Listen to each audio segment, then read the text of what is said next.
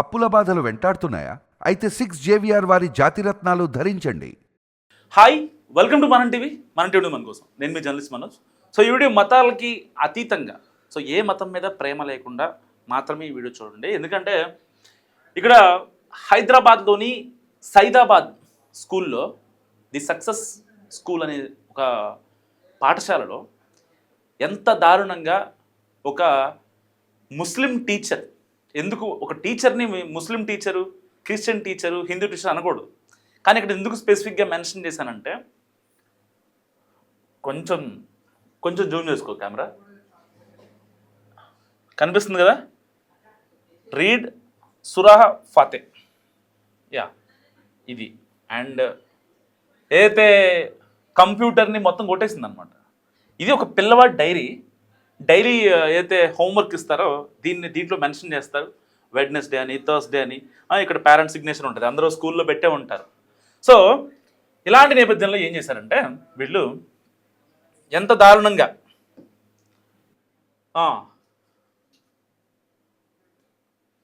Read kalma కనిపిస్తుందా, read kalma, ఖురాన్కి సంబంధించిన మత గ్రంథాలను చదవండి అని చెప్పి చాలా స్పెసిఫిక్గా వీళ్ళు మెన్షన్ చేశారు. ఆవిడెవరో కూడా చూపిస్తా మీకు. So the school success school ఇది. సో ఇది సైదాబాద్లో ఉంది. కట్ చేస్తే ఆవిడ్ని టర్మినేట్ చేశారు స్కూల్ నుంచి. సో ఇది ఒక్కసారి మీకు వీడియో చూపిస్తే ప్రయత్నం చేస్తా, ఇంకా క్లియర్గా ఉంటుంది. యా, అసలు ఏం జరిగిందంటే, I have recorded Yeah. what you are telling right now. It is mandatory and it is, wait, let me talk. And it is mandatory on every children's book. Then you should also write that Bhagavad Gita is mandatory. So ఆవిడేమని అడుగుతుందంటే, ఆ second class పిల్లవాడి తల్లి ఆ కల్మరాయం చదవమని చెప్పింది కదా, చదవాలి అండ్ రాయాలి కూడా, పఠించాలి అని చెప్పింది. సో వాళ్ళమ్మ ఎవరైతే ఉందో అడుగుతుందన్నమాట, ఇది నిజంగా ఖురాన్ కల్మా ఇవన్నీ మ్యాండేటరీయా, మరి మీరెందుకు భగవద్గీత రాయమని చెప్పలేదు అని మాట్లాడుతుంది. సో నిజంగా ఆబ్వియస్లీ ఆవిడ మాట్లాడుతుంది కూడా పాయింటే. ఇంకా విందాం ఆవిడే. Wait, excuse me. पहले भी लिखा था strike off क्या है previous paper में. I am not going to leave this name. మొత్తం ఇలా కిస్సా. It is not mandatory for us. Get every diary, each and every diary. No. Actually teacher రాయడమే తప్పు, రాయొద్దు, ఎందుకు రాస్తారు? యాక్చువల్గా వాళ్ళ క్లాస్ టీచర్ ఈవిడ రాసిందే కాకుండా మళ్ళీ బుకాయిస్తుంది. నిజంగా తప్పు చేయని వాళ్ళు ఈవిడ అంత స్ట్రాంగ్గా మాట్లాడుతుంటే కనీసం డిఫెండ్ చేయరా? వీడు తప్పు చేయలేదండి, నేను అరుస్తున్నా మిమ్మల్ని గట్టిగా అందరిలో వీడియోలు తీసుకుంటూ మాట్లాడుతున్నా, అక్కడ అందరూ నాకే సపోర్ట్ ఉన్నారు, మీరు తప్పు చేయలేదు అనుకోండి, కనీసం మాట్లాడరా? సో మ్యాటర్ ఇది అనమాట. కట్ చేస్తే బై మిస్టేక్ రాసిందంట మళ్ళీ ఈవిడ. ఈ మహానుభావురాలు బై మిస్టేక్ రాసిందంట. ఒకసారి వాళ్ళ అమ్మ మాట్లాడిన మాట విందాం. నా పేరు సుప్రియా గౌడ్. మా నెఫ్యూ అంటే మా అక్క వాళ్ళ బాబు స్కూల్ నుంచి నేను పికప్ చేసుకోవడానికి వెళ్ళినుండే అనమాట. స్కూల్కి వచ్చిండో, ఇంట్లో కూర్చుండో, డైరీ చూపించిండో హోంవర్క్ చేయాలని చెప్పేసి.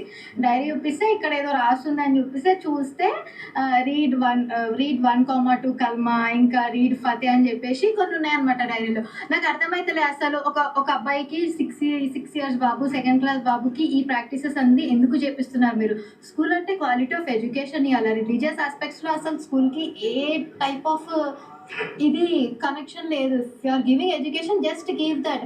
మీరు ఇండైరెక్ట్గా ఇట్లా ప్రాక్టీసెస్ చేసి మేము కావాలని రాయలేదు, మేము బై మిస్టేక్ రాసినామంటే ఎంతవరకు తీసుకుంటాం? ఆల్రెడీ ఫస్ట్ ఒకసారి రాసిర్రు, రీడ్ 1,2 కల్మా అని రాసిర్రు, అది స్ట్రైక్ ఆఫ్ చేసిర్రు. ఓకే, పర్లేదు, నేను చూడలేదు, నేను అది వదిలేసిన. ఇప్పుడు ఈ రోజు కూడా రాసి ఫతే చదివియండి, అదేదో సబ్జెక్ట్, ఆ పేరు నాకు కూడా తెలీదు, ఆ సబ్జెక్ట్ పేరు వేసి రాసి ఫతే చదవండి అని చెప్పి రాస్తున్నారు. అసలు వాడి ఏజ్ ఏంది, వాడి రిలీజన్ ఏంది అంటే అదొక టైప్ ఆఫ్ బ్రెయిన్ వాష్ లాగానే ఫీల్ అయ్యాను. నేను వెళ్ళి అడిగితే ఆ స్కూల్ ప్రిన్సిపల్ ఏమని చెప్తుంది, ఇది ఒక రిలీజియస్ ప్రాక్టీస్, ఇది అందరు స్టూడెంట్స్ కి మ్యాండేటరీ అని చెప్తున్నారు. అట్లా mandatory? You are literally forcing things to write. అసలు యాక్చువల్లీ ఇక్కడ చూడండి, ఇక్కడ రాసింది రీడ్ ఇగో డేట్, ఈ రోజుదే డేట్, ఇది ఈ రోజుదే ఇక్కడ రాసింది. మళ్ళీ నేను మొత్తం డైరీ మొత్తం చెక్ చేసి మళ్ళీ నాకు ఇది ఒకటి కనిపించింది, ఇది ఆల్రెడీ స్ట్రైక్ ఆఫ్ అయిపోయింది.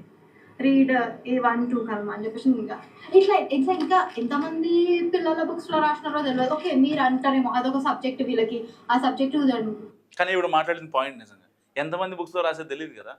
అందరికీ అంటే ఇంగ్లీష్ వచ్చిన వాళ్ళు ఉండరు కదా. సో రెగ్యులర్గానే వాడు వర్క్ చేసుకున్న వాళ్ళే హోంవర్క్ చేసుకున్న వాళ్ళు అని చెప్పి సైన్ పెట్టి ఆ డైరీ ఇచ్చేస్తారు. అందరూ పర్టికులర్గా చూసేవాళ్ళు అంటే అందరు పేరెంట్స్ అలా ఉంటారన్ను, బట్ మాక్సిమం కొంచెం స్కిప్ అయ్యే ఛాన్స్ అయితే ఉంది కదా.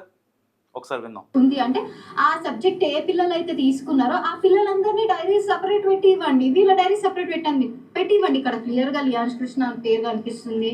అట్లా ఎట్లా రాస్తారు? మళ్ళీ వెళ్ళి అడిగితే ఫస్ట్ అడిగితేనేమో religious practice and it is necessary for all the students అనేది. సెకండ్ టైం అది ఎవరైతే రాసిరో ఆమెనే వచ్చి నేను బై మిస్టేక్ రాసినట్టు. అంటే మీరు గడికి పేరు ఇట్లా చేంజ్ చేయడం అసలు కరెక్ట్, అది వాంటెడ్గానే రాసినట్టు నేను పర్సనల్గా ఫీల్ అవుతున్నాను. ఇది ఇంకా ఈ ఒక్క డిపార్ట్మెంట్లోనే అవుతుందా? ఇంకా సక్సెస్ స్కూల్ సైదాబాద్ ఇంకా వేరే వేరే బ్రాంచెస్ కూడా ఉన్నాయి, కాలేజెస్ కూడా ఉన్నాయి. ఇంకా వీళ్ళకి అసోసియేట్ ఏమో ఎంతమందితో అట్లా ఎన్ని రాస్తున్నారో మనకు అసలు ఐడియానే లేదు. ఈ రోజు నేను డైరీ చూసినా కాబట్టి రియాక్ట్ అన్నాను. ఒకవేళ డైరీ చేయకపోతే నేను అసలు రియాక్ట్ కూడా కాకపోతుండే. దీనిపైన డెఫినెట్గా authority concern department, educational department ఎవరైతే అథారిటీస్ ఉన్నారో హైరార్కీ ఉందో డెఫినెట్గా నేను పాయింట్ రేజ్ చేస్తాను. డెఫినెట్గా నేను సో మ్యాటర్ ఇది అనమాట. కట్ చేస్తే ఆ టీచర్ ఎవరైతే ఉందో ఆవిడని టర్మినేట్ చేశారు స్కూల్ నుంచి. కానీ టర్మినేషన్ అనేది పాయింట్ కాదు. సక్సెస్ వాళ్ళకి స్కూల్స్ ఉన్నాయి, ఈ అమ్మాయి చెప్పినట్టుగా, అండ్ కాలేజెస్ ఉన్నాయి. అటు ఇక్కడ బాలానగర్లో ఉంది, అండ్ బల్కంపేటలో ఉంది, మళ్ళీ ఎస్ఆర్ నగర్లో ఉంది, అండ్ మాదాపూర్లో ఉంది, పటాన్చెరులో ఉంది. నాకు తెలిసినవి అయ్యి అనమాట. ఇంకా చాలా ఉంటాయి నాకు తెలిసి. అండ్ ఓల్డ్ సిటీ ఆ సైడ్ వెళ్తే బోల్డ్ ఉంటాయి. సో ఇలాంటి నేపథ్యంలో వీళ్ళు పర్టికులర్గా అంటే వాళ్ళకి వాళ్ళ రిలీజియస్కి దగ్గర స్టాఫ్ని పెట్టుకొని సో వాళ్ళ మత బోధనలు, వాళ్ళ మత గ్రంథాలు నిజంగా ఏంటిదంతా, ఈ స్క్రాప్ అంతా ఏంటి అసలు? దేనికోసం చేయాలి? నిజంగా దేవుడు కావాలంటే గుడికి వెళ్తారు, చదువు కావాలంటే ఆబ్వియస్లీ బడికే రావాల్సింది. మరి గుళ్ళో చెప్పాల్సిన బడిలో చెప్తే బడిలో చెప్పాల్సిన ఎవరు చెప్తారు వీళ్ళకి? ఆ విద్యాబుద్ధులు ఎవరు చెప్తారు? నిజంగా టీచర్లు అంటే ఎవరు అసలు? ఫస్ట్ ఒక అమ్మ, ఒక నాన్న, తర్వాత టీచర్లే, ఇంకెవరు ఉండరు. ఎందుకంటే ఆ పిల్లవాడు సెకండ్ క్లాస్ వాడు, సాయికృష్ణ జస్ట్ సెకండ్ క్లాసు ఉంటే వాళ్ళ అమ్మోళ్ళ దగ్గర ఉంటాడు, లేదంటే స్కూల్లో ఉంటాడు.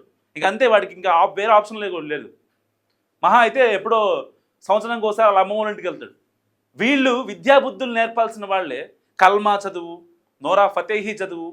ఏంటి ఇంత దారుణమా అసలు? అంటే ఎడిపోతుంది మన సమాజం. ఆవిడని ఎప్పుడైతే వీళ్ళ పిన్ని మాట్లాడుతుందో ఆవిడ మళ్ళీ ఏం చెప్తారు తెలుసా? బుకాయిస్తుంది మళ్ళీ. That's not the reading Fateh, reading Kalma is not homework for our kids. That is completely unacceptable.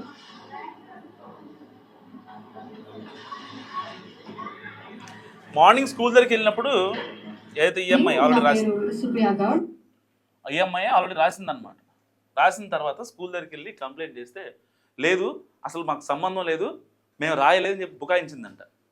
మా పిల్లాడు చదివేది మీ స్కూల్లో, మా పిల్లాడి స్కూల్ టీచర్ మీరు, క్లాస్ టీచర్ మీరు, ఇంకెవరు రాశారు అని అప్పటికప్పుడు ఆ స్కూల్కి సంబంధించినటువంటి అడ్మినిస్ట్రేషన్లో వాళ్ళ హెచ్ఎంకి కంప్లైంట్ చేసి ఆయన ఆధారబెదర రమ్మని చెప్పి అప్పుడు స్టాఫ్ మీటింగ్ పెడితే నిజం. వీళ్ళు మళ్ళీ ఒక 4-5 గంటలు మీటింగ్ పెట్టుకొని అన్ని బ్రాంచ్లకి ఫోన్ చేసి మాట్లాడుకొని ఇప్పుడు ఏం చేయమంటారు మరి?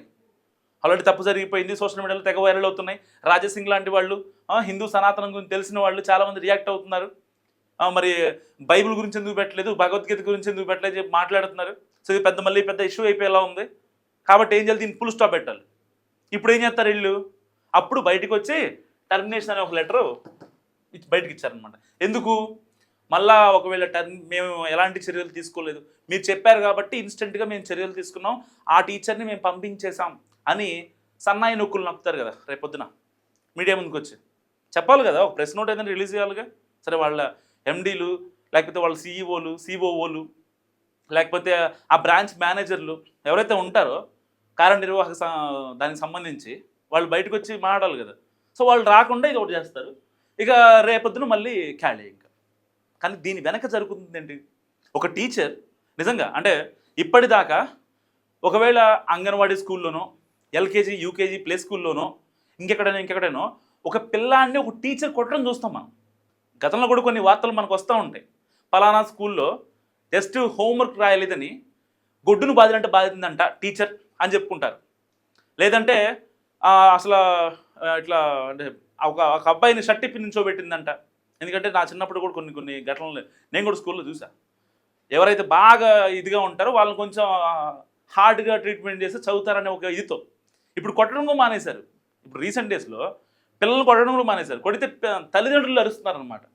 పిల్లడు అరవట్లా, కొట్టిన పిల్లడు అరవడు, ఆడింటికి వెళ్ళి చెప్తాడు సింపుల్గా. వెళ్ళి వచ్చి వాళ్ళు అమ్మా నాన్న మీరేమైనా చేయండి, చదువు చెప్పాలి అంతే, డబ్బులు కడుతున్నాం కాబట్టి చదువు చెప్పండి, కొట్టొద్దు మా పిల్లోడిని. ఇదే అనమాట. ఇప్పుడు స్కూల్కి వెళ్ళి పేరెంట్స్ ఏం చెప్తారు, మా పిల్లల్ని ఎట్టి బస్సులో కొట్టమాకనండి, మాది మేము చూసుకుంటాం, మాకు ఉండాల్సింది మాకుంది, ఆడిని మాత్రం కొట్టద్దు. అపురూపంగా పెంచడం స్టార్ట్ చేసిన తర్వాత జరుగుతున్నటువంటి నికృష్ట కార్యకలాపాలు ఏవైతే ఉన్నాయో ఎక్కువగా స్కూళ్ళలోనే జరుగుతున్నాయి. నిజంగా ఒక టీచరు, ఆవిడ పర్టికులర్గా ముస్లిం టీచరే, ఆవిడ నిజంగా ఆ మతానికి సంబంధించిన వాళ్ళకి చెప్పాలి తప్ప మిగతా ఎవ్వరికి చెప్పడానికి ఆ అమ్మాయి అర్హురాలు కాదు. ఒక టీచర్ అంటే అందరి పిల్లల్ని, వాళ్ళు నల్లగున్నా లేకపోతే తెల్లగున్నా పొట్టిగున్నా పొడుగున్నా లేకపోతే వాళ్ళకి ఇంకేమన్నా ఇబ్బంది ఉన్నా అందరినీ కలిపి ఒక క్లాసులో 30 మంది ఉంటే ఆ 30 మంది మైండ్ని తీసుకొని అర్థం చేసుకొని చెప్పగలిగేవాళ్ళు కదా. అంతేగాని మైండ్లో మొత్తం ఈ రిలీజియన్కి సంబంధించి ఈ కాస్ట్లకి సంబంధించి ఇవన్నీ పెట్టేసుకొని ఈ కుట్రలు పెట్టేసుకొని ఎవరో ఇన్జెక్ట్ చేసినటువంటి వాటిని ఇక్కడికి వచ్చి కక్కుతూ మైండ్లో ఒకటి పెట్టుకొని కడుపులో ఒకటి పెట్టుకొని ఏంటి పనులు? అసలు కొంచెం బుద్ధి ఉందా వీళ్ళకి? ఒక టీచర్గా అపాయింట్ చేయాలంటే ప్రైవేట్ స్కూల్లో నిజంగా ఒక టీచర్గా ప్రైవేట్ స్కూల్లో అపాయింట్ చేయాలంటే కనుక ముందు వాళ్ళని చూడాల్సింది వాళ్ళ అందం, వాళ్ళలో ఆ కంటెంట్ కాదు, వాళ్ళలో అసలు నిజంగా అంటే వాళ్ళ పేషెన్సీ కావచ్చు, వాళ్ళు అన్ని కులాలని అన్ని మతాలని దగ్గర తీసుకోవడం కావచ్చు, నిజంగా వాళ్ళు మాత్రమే చెప్పగలరు. మరి అప్పట్లో మనం చదువుకున్న టైంలో వాళ్ళు అంత ఇదిగా ఎందుకు ఉండేవాళ్ళు? ఒక క్రిస్టియన్ మాట ఉండేది, ఒక పంతులు గారు ఉండేవాళ్ళు తెలుగు చెప్పడానికి. క్రిస్టియన్కి సంబంధించే వాళ్ళే ఎక్కువ ఇంగ్లీష్ చెప్పేవాళ్ళు, వాళ్ళే ఎక్కువ హిందీ చెప్పేవాళ్ళు. ఇప్పటికీ గవర్నమెంట్ స్కూల్లో వెళ్తే 90% క్రిస్టియన్సే ఉంటారు. మరి వాళ్ళు తెలుగు చెప్తారు, హిందీ చెప్తారు, ఇంగ్లీష్ చెప్తారు, సోషల్ చెప్తారు, అన్నీ చెప్తారు. కేవలం దీన్ని చదవండి, బైబిల్ని చదవండి అని చెప్పరు, కేవలం భగవద్గీతని చదవండి అని చెప్పి హిందూ వాళ్ళు చెప్పరు, ముస్లిం వాళ్ళు కేవలం ఖురాన్ చదవండి చెప్పరు. ఇక్కడ జరిగిందనమాట ఈ దారుణం. మీరేమనుకుంటారు మస్తు కామెంట్ చేయండి.